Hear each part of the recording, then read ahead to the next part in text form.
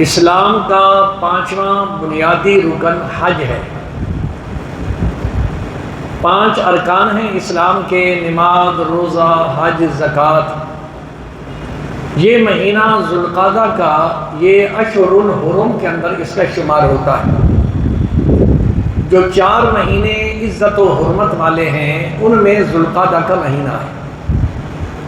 اس کو اشہر الحج بھی کہتے ہیں، یہ حج کے مہینے ہیں، کیونکہ حج کے مہینے شوال سے شروع ہو جاتے ہیں۔ شوال، ذوالقعدہ، ذی الحج، ان 3 مہینوں کو اشہر الحج کہتے ہیں۔ حج ہر صاحب استطاعت پر زندگی میں ایک بار فرض ہے۔ صاحب استطاعت کس کو کہتے ہیں؟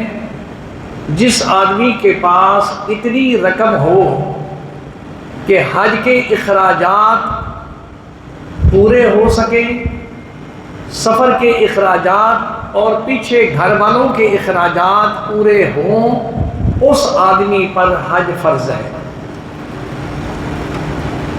اور یہ حضرت ابراہیم علیہ نبینا علیہ الصلوۃ والسلام کو رب العالمین نے یہ شان بخشی۔ حضرت ابراہیم علیہ نبینا علیہ الصلوۃ والسلام ابو الانبیاء بھی ہے۔ نبی کریم صلی اللہ علیہ وسلم کا سلسلہ جو ہے وہ حضرت ابراہیم علیہ نبینا علیہ الصلوۃ والسلام کے خاندان اور ان سے حضرت اسماعیل، ان سے جا کے حضور کا رشتہ ملتا ہے۔ قرآن مجید فرقان حمید کے اندر اللہ کریم نے ارشاد فرمایا وَلِلَّهِ عَلَى النَّاسِ حِجُّ الْبَيْتِ مَنِ اسْتَطَاعَ إِلَيْهِ سَبِيلًا۔ آگے فرمایا وَمَنْ كَفَرَ فَإِنَّ اللَّهَ غَنِيٌّ عَنِ الْعَالَمِينَ۔ جو آدمی استطاعت کے باوجود حج نہیں کرتا ہے، اللہ فرماتا ہے مجھے اس کی کوئی پرواہ نہیں۔ ساری کائنات حج کے لیے چلی جائے، خدا کی خدائی میں کوئی بڑھائی نہیں آئے گی۔ سارے چھوڑ دیں، اللہ فرماتا ہے میری قدرت اور میری کبریائی میں ذرہ برابر بھی فرق نہیں آئے گا۔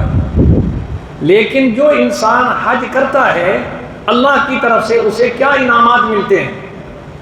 نبی دو عالم سرور کائنات صلی اللہ علیہ وسلم نے ارشاد فرمایا، حاجی جب سفر کے لیے تیاری کرتا ہے، گھر سے نکلتا ہے، اللہ کے فرشتے اس کے پروٹوکول کے لیے، اس کے استقبال کے لیے اس کے گھر سے اس کے ساتھ جاتے ہیں۔